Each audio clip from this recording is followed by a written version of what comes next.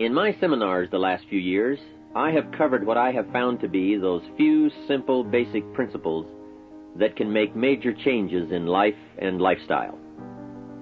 One of those subjects that gets the most comment is diseases of attitude.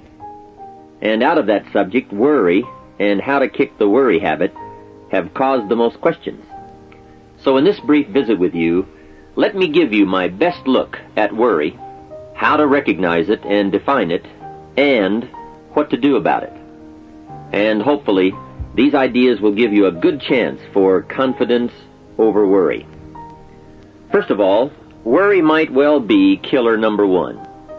And if it is not the number one physical killer, although doctors tell us worriers die sooner than non-worriers, and we have all heard the expression, worry yourself to death, at least it is the number one killer of dreams and achievement, of energy and vitality and lifestyle. I know the damage and effect of this killer, worry, firsthand. I will spare you the details, but over a period of some 3 years, I let worry get out of hand. As I've mentioned before, I became a super worrier. I was good at it. The combination of small and big worries about my circumstances, what people thought of me, my finances, my abilities, the future, my progress, all led to a complete physical collapse. A stay in the hospital, emotional, mental, and physical exhaustion, and a deep despair I couldn't shake. A sad picture for a young man who should have been well on his way to carving out his share of opportunity. I am happy to tell you that good fortune came my way, and as many of you may be aware, I met a man, Mr. Earl Schoaf, with his ideas and inspiration and the help of a very close friend. I worked my way past the minefields of worry and disaster and out into the clear air of mental sunshine. And if I did it, anybody can do it. I'm not saying it's easy. It took me almost a full year to kick the worry habit. It took practice and much effort, but it was well worth it. Remember, don't ask for the task to be easy, just ask for it to be worth it. Don't wish it was easier, wish you were better. Don't ask for less challenge, ask for more skills. Don't ask for less problems, ask for more wisdom. It's the challenge that makes the experience. And life and its color and meaning and adventure for you is this collection of experiences. To wish them away is to wish your life away. So let's get to worry and what it is and what it does, how to define it, and what to do about it. And let's do it with eager, high hope that it won't be long until you will be free of the worry habit and on your way to the life and lifestyle that you want. First of all, let's define worry. There are many ways we could describe it. Worry is fear painting pictures in your mind. And if you watch that mental movie too long, you get a false picture of how things really are. Worry is a mental broadcasting station, and more often than not, it is false or at least distorted propaganda. Worry has that sneaky way of stopping short of giving you all the facts. Worry is often the trickery of mentally filtered facts on the negative side and the bold declaration that these are all the facts. Worry has the mental audacity to suggest that the elevator only runs one way, down. Many times worry is a 5-alarm bell for a wastebasket fire. And worry is a depletion of constructive emotion. It's wasted mental energy. It's like letting the starter run the battery down when the car won't start. And worry is most often a lack of all the facts, a lack of full understanding, a lack of total information, and an unpreparedness of ability, knowledge, talent, courage, faith, and all the other virtues. That should give us a better definition of worry, and remember, left unchecked, it can become like a mad dog loose in the house. And the sorrow and pain and regret is too large a price to pay not to do something about it, and to do it now. You see, if you contemplated the total sum of human suffering long enough, it would drive you mad. You must understand how life is: human suffering, man's inhumanity to man, war, disease, poverty, but it must be in what I call its rightful ratio of your mental and emotional time. So much for what worry is. The next question is, what can I do about it? What is the first step? My best advice on this is to first recognize worry for what it is, admit what it does, and then decide you now want to be free. It first starts with decision on your part. And may I add, well, you should decide. Why let worry continue to take money out of your pocket and bank account? Why let worry any longer keep you from becoming all you can be? Why let it rob you of better friendships, better business, better profits, better results, better communication, better family relations? Why impose your worry on others any longer? It's a burden you can get rid of, and a monkey you can get off your back.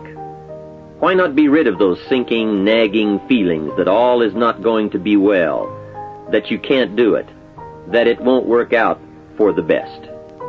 Worry is undue concern that takes up too much of your mental and emotional time. Now, we must all be concerned. Hey, life is no joke except to the jokers. Life and how to live it is a serious matter. It is risky, full of peril, and there are constant threats to the good we want and to the pursuit of happiness. However, it is undue concern, or concern that takes up too much mental time, that begins the harm. It's like a family planning a wonderful trip. While they certainly should be concerned about the condition of the car, the tires, and making sure they pick the proper route, it would be foolish to allow themselves to be completely turned negative with the thought that they might crash and kill the entire family. If that were the case, even if they went, the entire trip would be turned into one nightmare of fear, with the specter of chaos looming around every curve, rather than enjoying the wonderful trip they had planned for themselves and their family. A lot of people do that with their entire life. So, start to make these declarations. And if you mean it, they will start you on your way to confidence and adventure, free of the worry habit. Say first, I've had it with worry. I'm tired of being beaten down and hassled with all those negative mental pictures. I refuse to be tricked by false facts. I'm really not that weak. Never again do I want those sick feelings inside, those mental false alarms. I'm tired of the drain on my resources. I'm tired of the embarrassment of the lack of confidence. I don't want people, especially my family, to see me in this state anymore. I've got more to offer. I refuse to let my life be short-circuited any longer by letting my mind run wild with a distorted view of the facts, whether I bring it up or if it comes from someone else. Prove it to yourself. Think back over all the things that you worried about, all the fantastic, catastrophic events that your well-meaning advisors had told you were going to happen. Be pleased that none of them ever happened to you, or else you would not be alive today. 90% of the things you worry about never happen anyway. All of us have had these well-meaning advisors who want to appear larger in the eyes of those they wish to advise, and who immediately rear back and describe every single bad option they can think of that might possibly happen.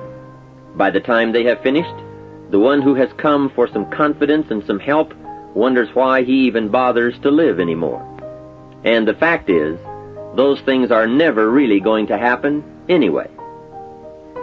Bring to question now what your mind tells you or what others tell you, and pledge not to go for false alarms. I've had it is a good beginning.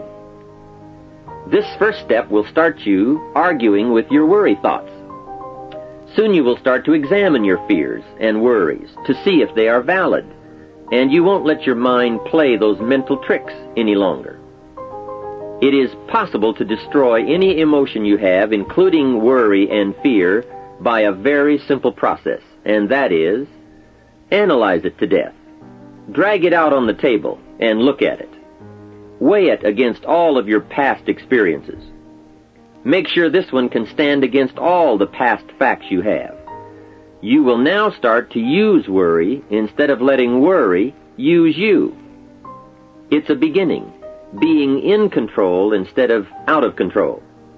You will now let concern and the first signs of worry prompt you to learn, ask questions, and look at all sides in order to evaluate true, positive, constructive action. Now you can say, I will let fear advise me of the facts, but I won't let fear tell me these are all the facts. Nor will I let fear determine my reaction to the facts.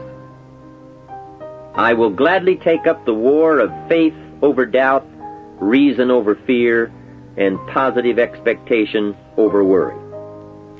So talk to yourself right now into a change of attitude. Be persuasive. Go all out. Show yourself the hell if you don't, and the good life of answers and progress if you do. Say to yourself, what a fantastic feeling it must be to stop the panic drain on my mental energy, emotion, and physical strength. Imagine putting all that saved energy and emotion and strength into my action plans for the good life. Hey, accept the challenge. Believe your beliefs, doubt your doubts, stay on the campaign to give worry a bad time. Like being your own conscientious judge, say, I've had it with the presentation of a one-sided story. I sustain the objection that worry has failed to bring out all the facts. I despise these mental courtroom maneuvers that try to belittle my client, me. I demand the whole truth, and if worry will not be silent, I may cite him for contempt of the court of reason. Call up that scene often when worry wants to hassle you with the same old tricks and the same old results. It will work every time. Okay, let's move on to some really positive steps. If you can survive all that has happened to you up to this moment in your life, in spite of doing and thinking many of the wrong things, imagine how you can succeed by now starting to do some of the right things. First, the best answer to worry is confidence, and confidence starts first with awareness. Here is one of the most important lessons in life to learn. Life and business is like the changing seasons, and the real challenge of life is to learn how to handle the winter and take advantage of the spring. In short, that's it. You see, winter always comes, but so does the spring. Night follows day, but also day follows night. Sure, the tide goes out, but it always comes in. Opportunity follows difficulty as surely as difficulty follows opportunity. I have written and recorded much on how to take advantage of the spring, how to cash in on life's opportunities, work hard all summer, learn more ways to plant and protect what you invest, and to reap in the fall without complaint, knowing it's your harvest and you've reaped what you've sown. For this subject, however, let's talk about how to handle the winters, those times when worry, like winter, takes its heavy toll. So, we tell it like it is. Winter always comes. So does the night.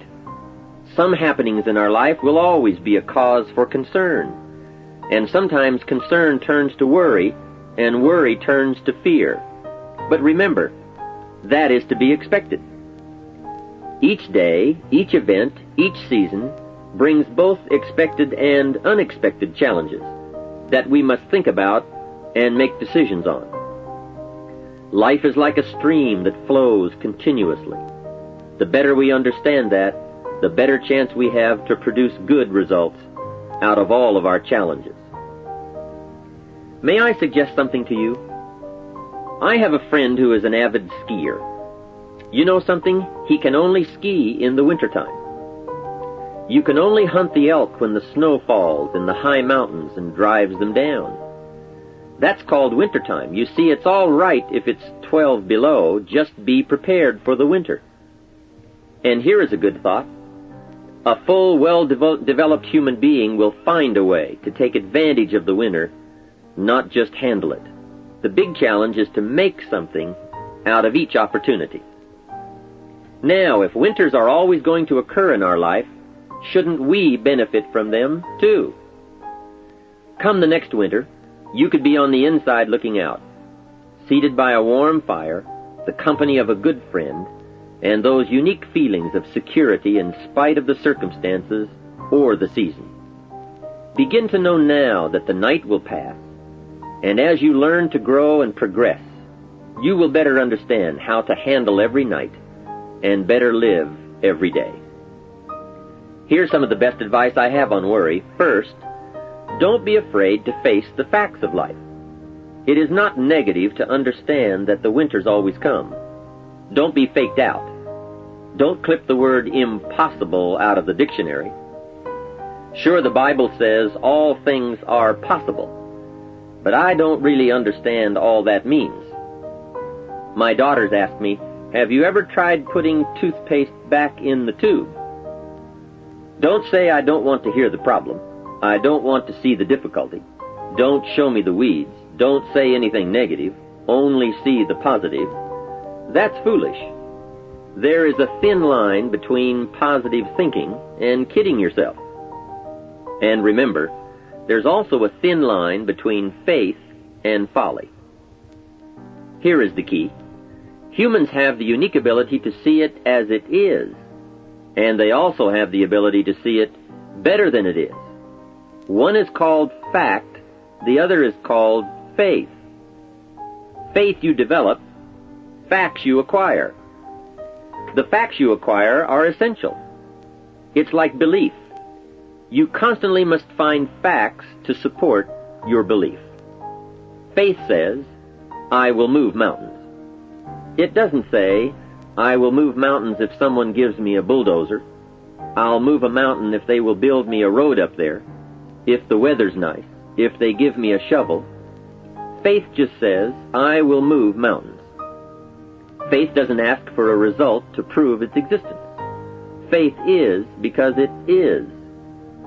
And remember, people die for faith. And some people give up everything they own, their life, for faith. Many years ago, over in Vietnam, a Buddhist monk did a very clever thing. He did the ultimate in political dissent. He burned himself to death. That toppled the government. That was faith. Totality begets totality. Here is a good prayer. Help me to see it as it is, and help me to see it better than it is, and then inspire me to act. Facts and faith and action. What a combination for personal progress. And action puts fear to flight.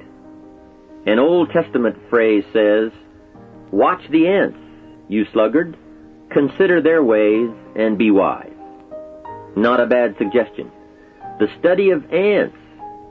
What do they do in the summer to prepare for the winter? That's a lesson in life and survival. Happiness, wealth, peace, security, success, safety, friendship, reward, results, and all human achievement comes from a growing ability to understand and handle the changing seasons. And so we come right back to the theme of our entire enterprise, self-development. Learn to work harder on yourself than anything else. The key to all success in economics or mental health is self-development. It will all change for the better when you change for the better. It's what you become that really counts. And you are the only variable. So a good statement is, you can't be all positive. You can't be all confident. You can't be all faith. But confidence and faith and courage and inspiration can dominate worry and fear. Physical and emotional forces are always at work, and something will win and conquer. Make sure you give yourself the best chance to get mental and emotional domination over all of your challenges. And here is one of the master keys to the good life. developing the intelligence and accepting the challenge of putting all of your emotional experience into their rightful ratio. Beginning this progress can bring about the most dramatic changes. You see, disappointment is like winter. It always comes. It is foolish to say, don't be disappointed. But you must learn to discipline your disappointment. If it dominates 51% of your time, you're in trouble. Continued heavy disappointment is like 12 months of winter. And 12 months of winter leaves very little alive. Use the guidelines of seasons to adjust to all the meaningful things that happen to you. So concern, fear, and disappointment, like many human emotions, serve a useful purpose as long as they are kept in their rightful ratio. Left unattended, the weeds take over. Disappointment rules. Worry breaks loose. Fear gets the upper hand, and doubt moves in. But managed, worked, given human action with will and knowledge and purpose, and gardens overcome weeds. Faith overcomes doubt, and confidence pushes worry into a small place. The second major key to mastering worry is to respond. Build up inside of you that heavy desire to be free, to get on with building your life and lifestyle. Too much is waiting to delay. Take a new look at your opportunities. Figure out new ways to seize them immediately and make them work for you. And here is a key. Bring a new dedication that you will master yourself with enough discipline to be more than qualified to do the present job and prepare yourself for the next move up. Expose yourself to every stimulation possible that will put all this in perspective. Now let's move on to a very important point, and that is the best answer to worry is confidence. First, self-confidence. I can better handle next winter. I have a strong shelter. It is stocked with supplies.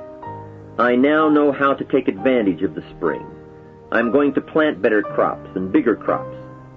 I can last through the summer. I won't quit this time. I'll study weeds and how to get rid of them. I'll be less frightened of the changing weather and the quick storms. In the fall, I will exercise more care and reap what I have without complaint and blame nothing for the amount of my harvest. I'll learn to save a fair portion so that I can survive the bad seasons when out of control the hailstorm comes and it all goes wrong. Now we must consider this. The most fatal deterrent to self-confidence is guilt. Not doing all you know how to do to the full extent of your present ability weakens the foundation for confidence. The biggest part of worry comes from the lack of this personal confidence. And lack of confidence comes from two major things. First, no goals or plans. And second, no daily discipline to achieve. The inaction to cure or handle small tasks is what starts the guilt process. And that always tends to make you look at what's wrong and expect the worst. So listen to the voices of creative experience. Let nature, experience, wisdom, books, everything speak to you and teach you. Remember, both opportunity and challenge await action. Everything yields to diligence. It's not what you can do, it's what you will do that counts. And undeveloped ability comes from three problems. First, lack of inspiration to find out. Second, lack of reasons to learn. And third, lack of applied time and action for developing those abilities. Remember, humans are remarkable, a marvelously functioning entity.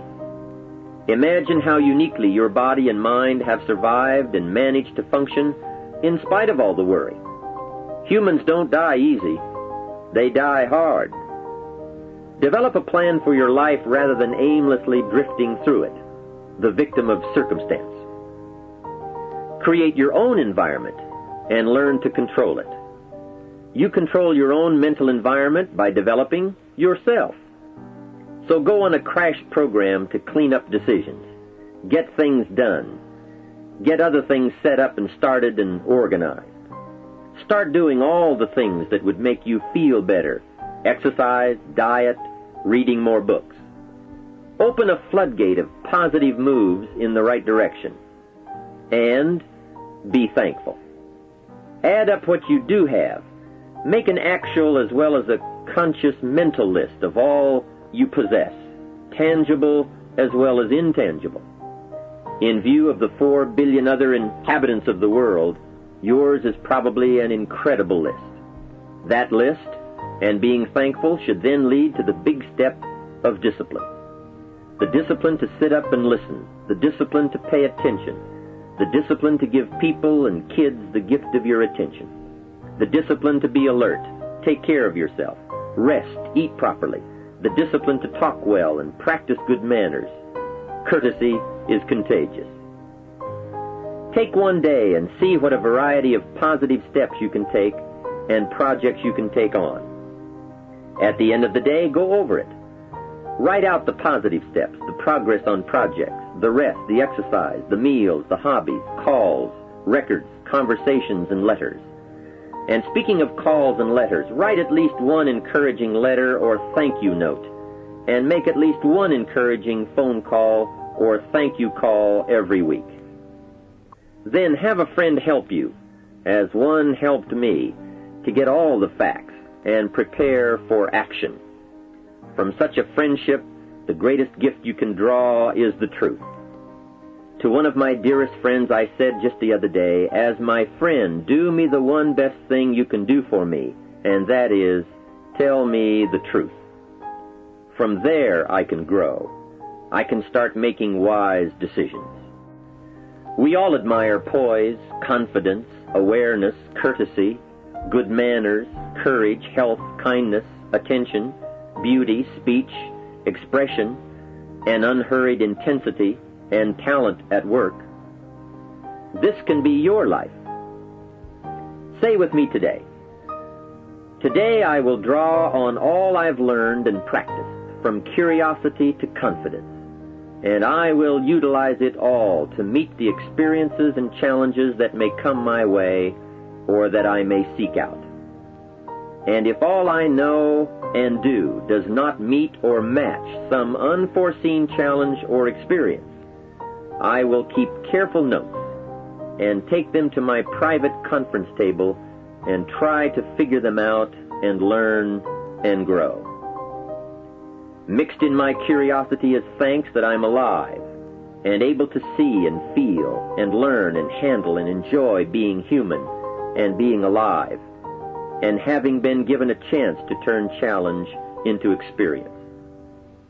How great to have a mind to expand and a soul to nourish, to have hands that can feel, a heart that can experience, a mind that can inquire and learn, a soul that can soar, a body that can respond, to know love, sadness, hope, disappointment, accomplishment, failure, thrills, terror, appreciation, bafflement, wonder, awe, frustration, misery, confidence, courage, contentment, impatience, expectation, apprehension, fulfillment, music, sound, pictures, art, beauty, and harmony.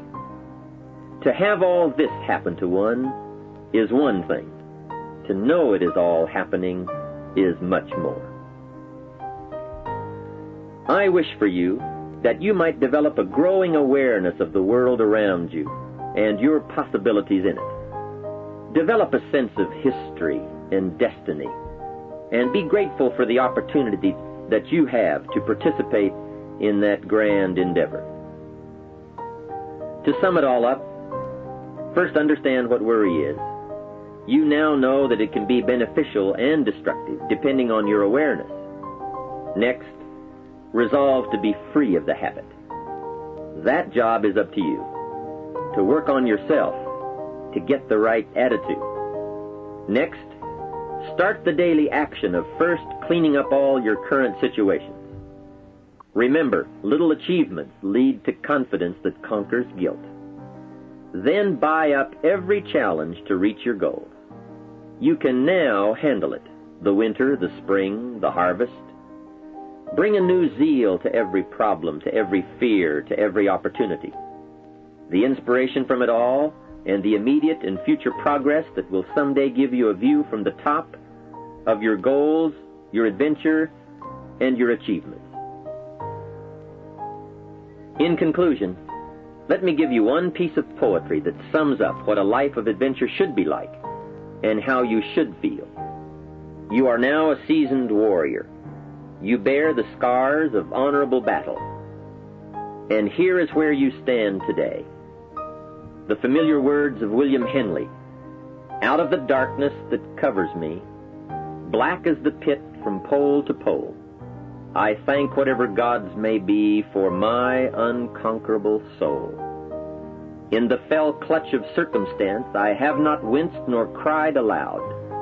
Under the bludgeonings of chance my head is bloody but unbowed.